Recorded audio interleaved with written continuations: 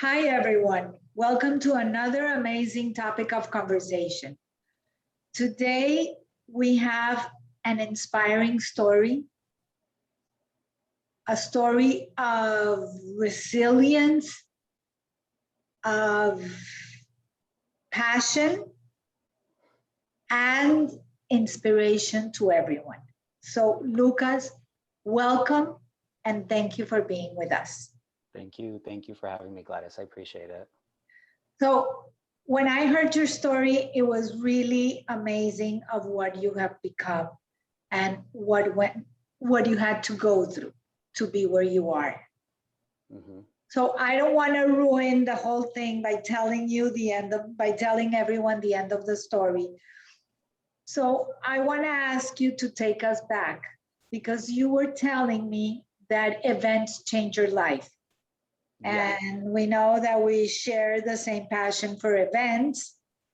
But when I heard that events change your life, your story literally changed your life.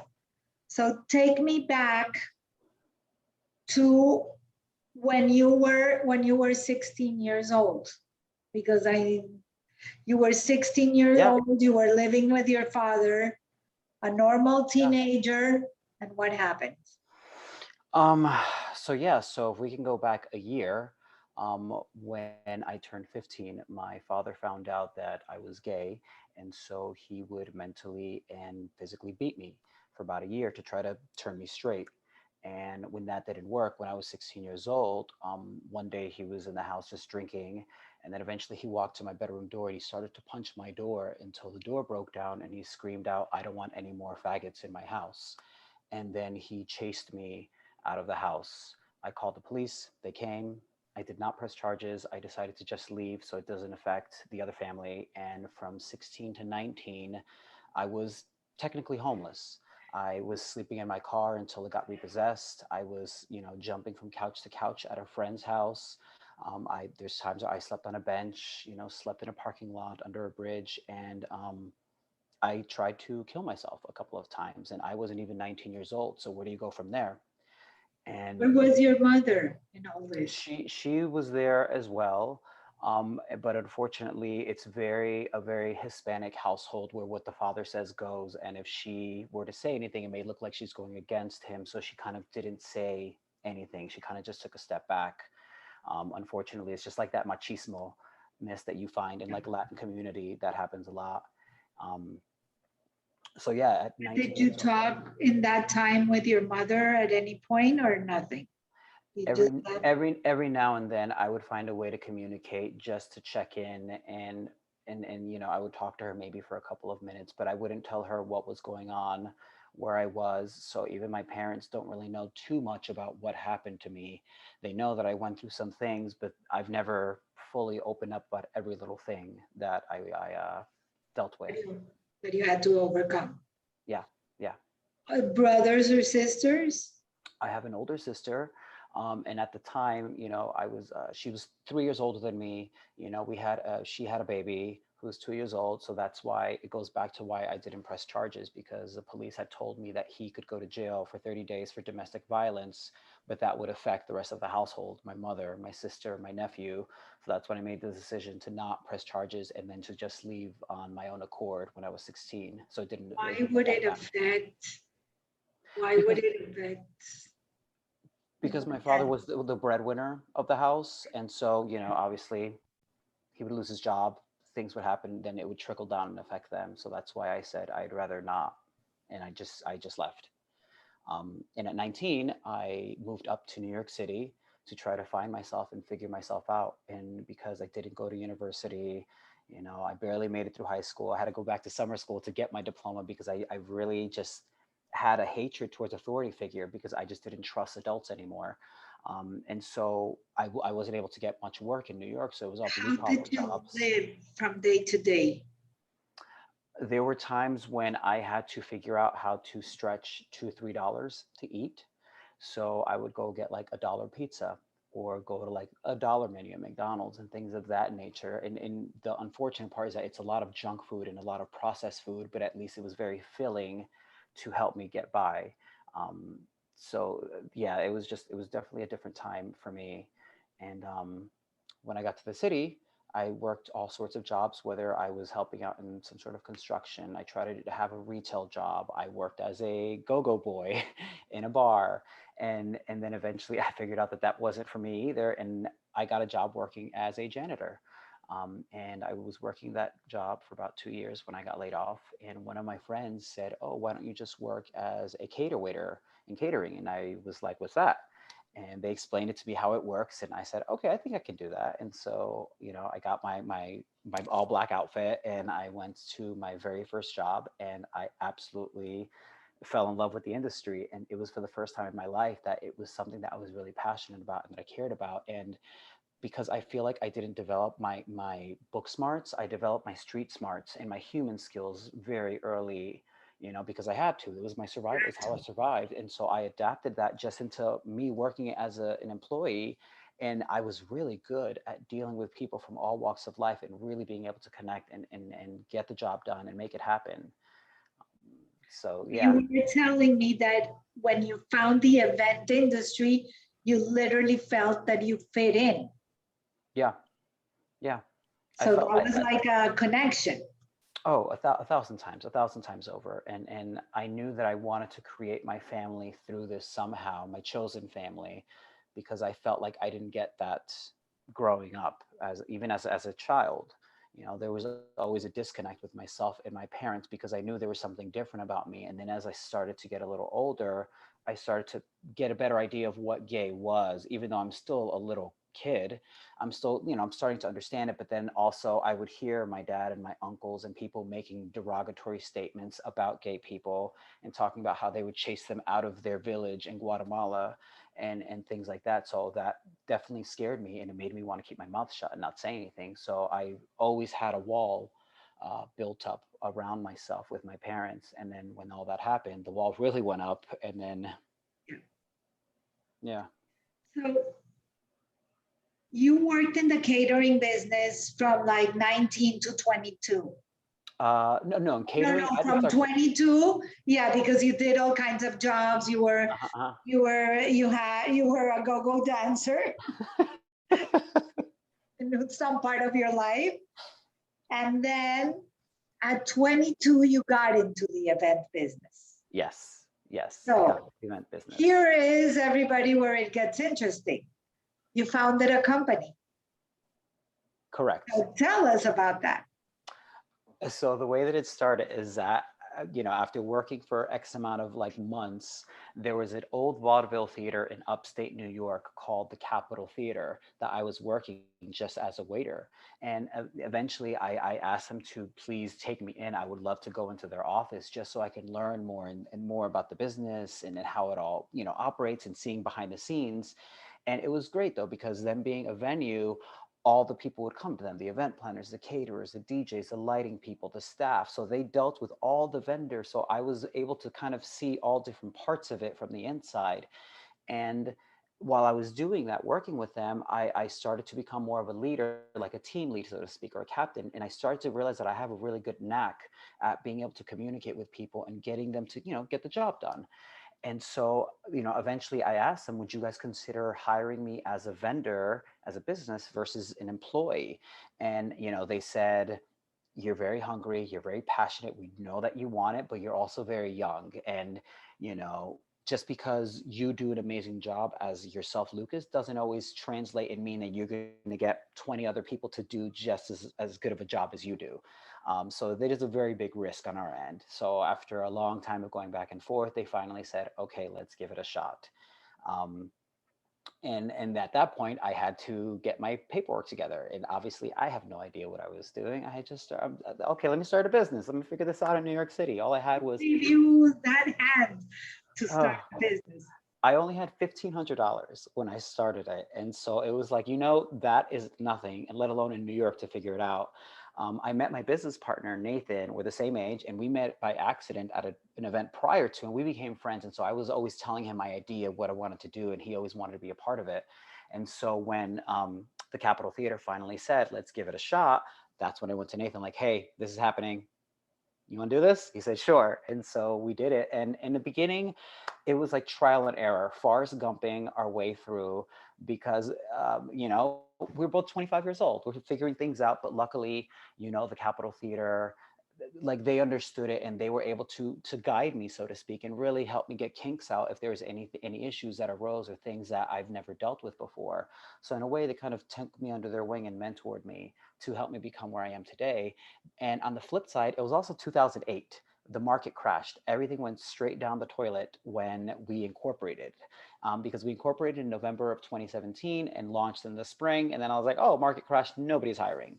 So for the first 2 years, I only had them as a client and another caterer that I was also working for as an employee that gave me an opportunity called Lawrence Craig Catering. So those were the only two clients I had for the first 2, 3 years because nobody was hiring. So in a way, we used it to our advantage because we were literally at the very bottom of the barrel. We only had these two clients that I already have a rapport with. So we were kind of like figuring out the kinks.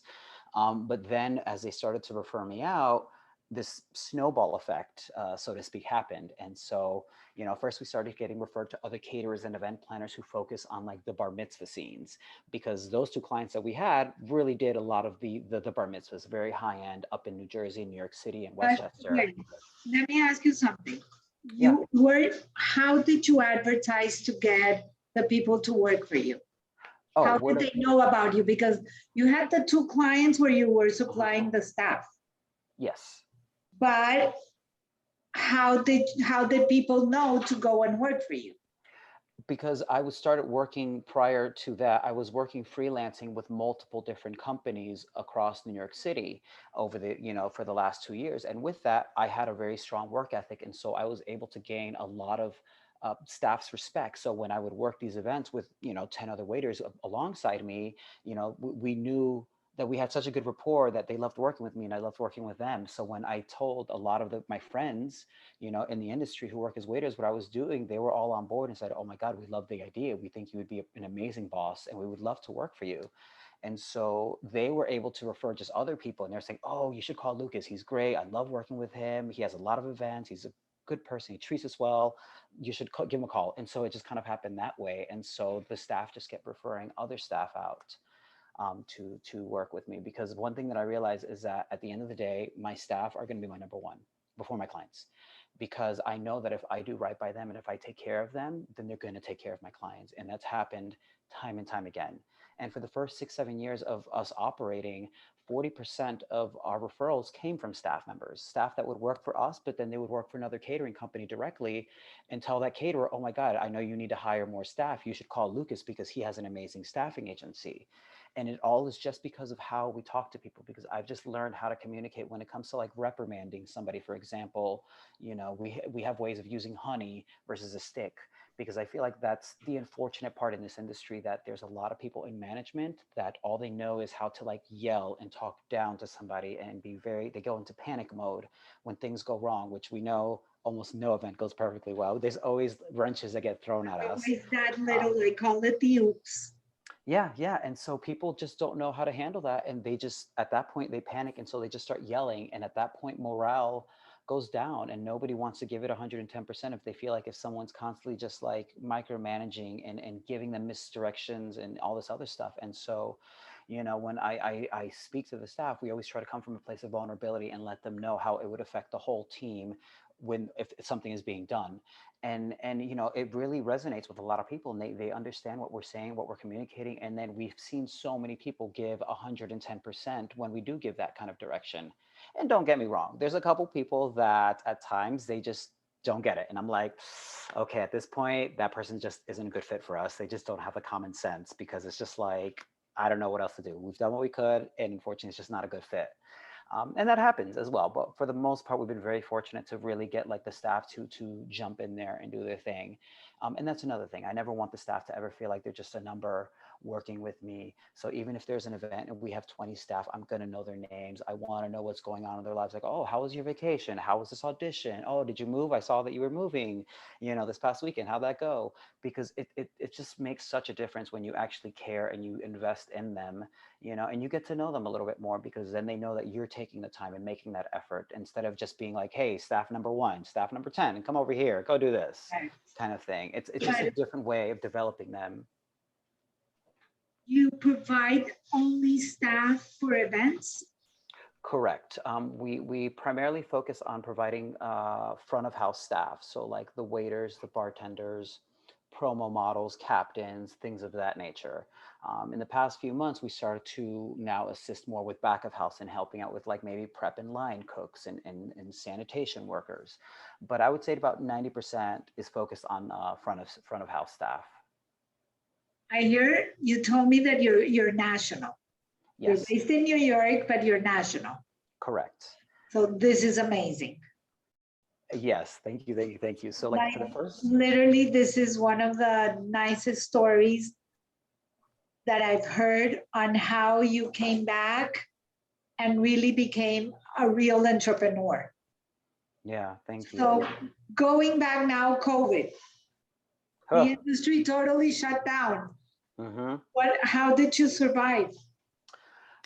Well, first I remember. Again, Yeah, again. yeah. Again, I think this time it was very much like deja vu, except for this time we got a little bit more wisdom, so we were able to figure out better. But I remember we were at Cater Source in Vegas last year in the beginning of March, and it was like day 2 or 3 where like we just got all the calls and emails, all the events went out the window, and we're like, oh my God, what are we gonna do? But thankfully, Nathan and I, we changed gears really, really fast. And so we started to work with catering companies who got contracts as essential workers. So we partnered with Great Performances in New York City. They got a contract with the New York City Department of Aging. And so we had staff that we were sending to the kitchen of GP to help box up food, and then other ones who were delivering it to the elders and people whose health was compromised for a couple of months. There was another event space called Consortium, that they actually have a space in Miami and in New York where they got a contract to make PPE. So we had staff there in teams around the clock helping to make masks and other things that was getting shipped off to hospitals and businesses in need. And then started working with LRAE.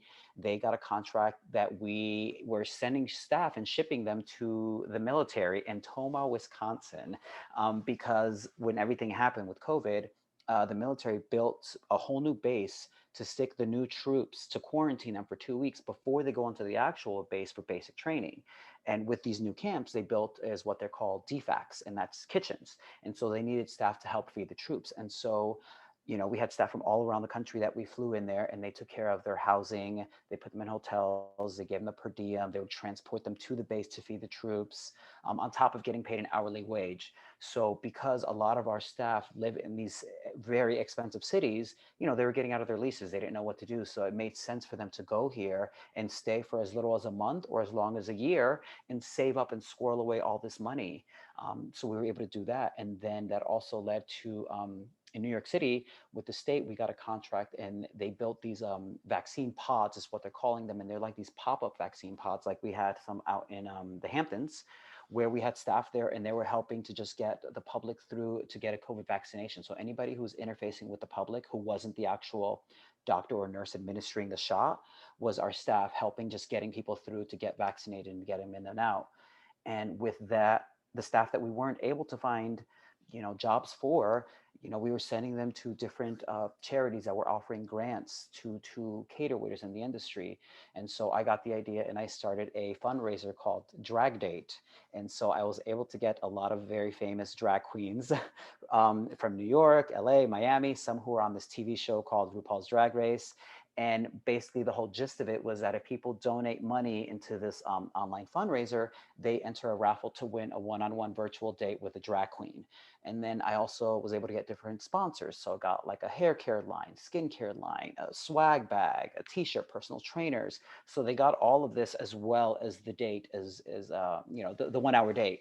And so all the money that I raised, I donated to a charity called Serve NYC that they were offering grants specifically to cater waiters, because again, going back to what we Okay. earlier said, I know what it feels like to feel like you lost everything and to be that you could lose your home, that you could be on the street. And it broke my heart that we didn't have the events, because the staff, they're my family, like I wouldn't be where I am without them. And so, like, to know that they would go through what I went through, I was like, I can't have that. We have to do what we have to do to try to keep them working.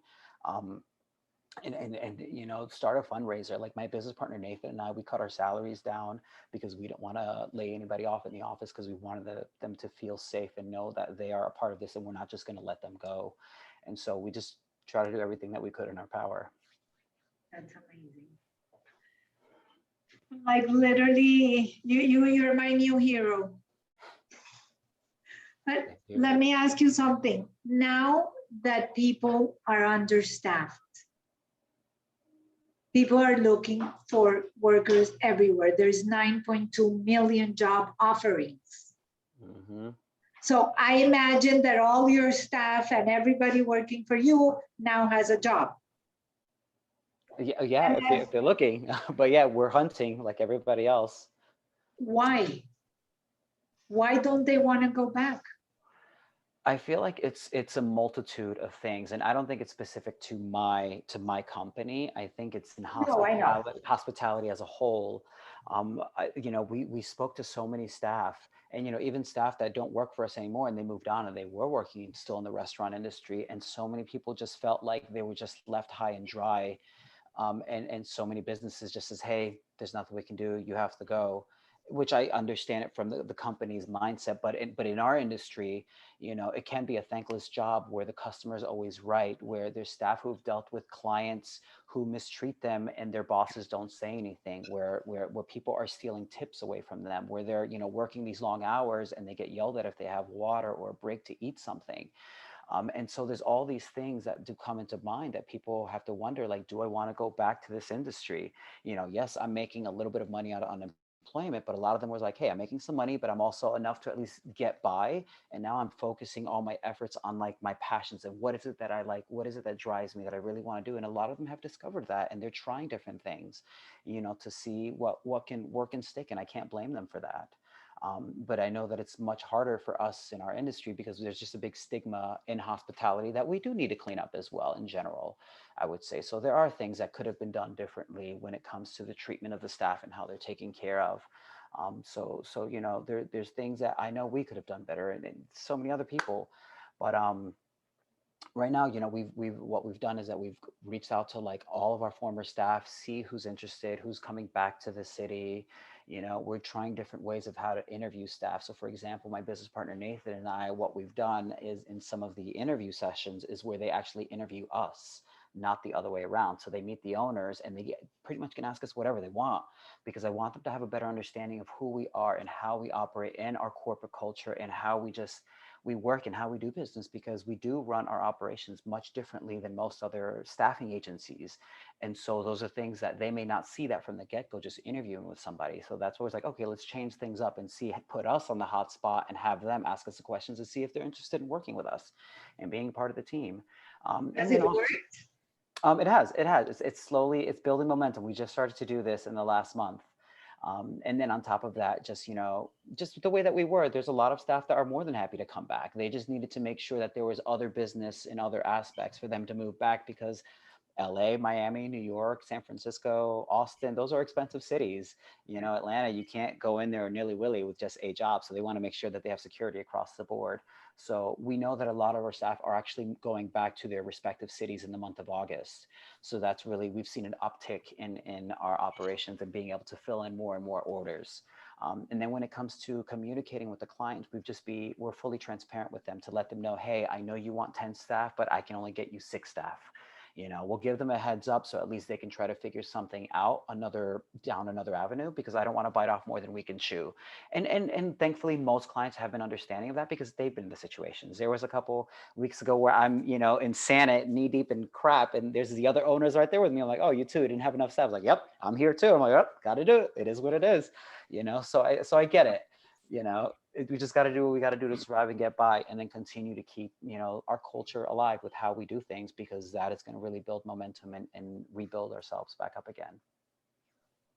Before we go, because I know time flies, My last question, you were telling me that that when you train your staff, you tell them your story. Yes. Tell me about it. So towards the last, what we do is it's called P&E, professionalism and etiquette.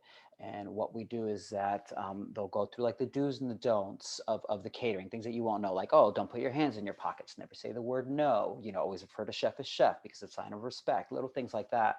And at the very end of it, I thank them, and then I go into telling them my story about what happened to me as a child, as a teenager, and to how I led into my company now, because I want to inspire them. I want to empower them. I want them to know that you can do, if you believe in it and you just commit and you give 110%, that you will succeed and you will make it in life. And I tell them that I'm a prime example of that. And that any staff member who's given 110%, regardless of whether they're a busser, a bartender, a waiter, those are the people that I always see succeed and do so well in their other passions that they're pursuing while they work for me. And I've seen so many people that just work for me on the side, but then they move up to what they want to do. Whether there's one that started another staffing agency, that we actually collaborate with. There's another gentleman that used to work for us that he now owns a restaurant in the West Village that he's opening up in a month. And I talk to him all the time, and now we're talking about possibly collaborating. But I love it when I see them succeed. But I tell them this because it is hard, and it is very disempowering when you do feel like you're constantly being put down, you're being told that you're not good enough. So I want to tell them that, even if you make mistakes, that's okay. We all make mistakes. I get it, but it really says a lot about any person who owns up to it, takes accountability, and jumps in and see what we can do to help each other out. And that the only reason these events are a pain in the butt is if we don't watch each other's backs, because at the end, it falls on us. So a lot of clients do trust us, and that's huge because we're representing everybody. The guests are only dealing with like the waiters and the bartenders like 95% of the time at these events. So we have to make sure that we're as good as our next event. So I tell them all these things so they know and they get it in their heads that this is more than just a job. This is people's livelihoods. This means so much. And also, if I can help them out in any way and connect them, I've been able to connect so many of my staff with clients that I know are looking for somebody for something that I know they specialize in and that they're wanting to pursue.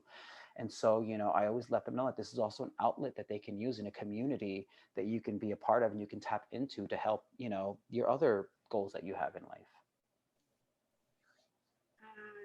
I'm trying to look for a word besides amazing, but you know what? You have been very inspiring.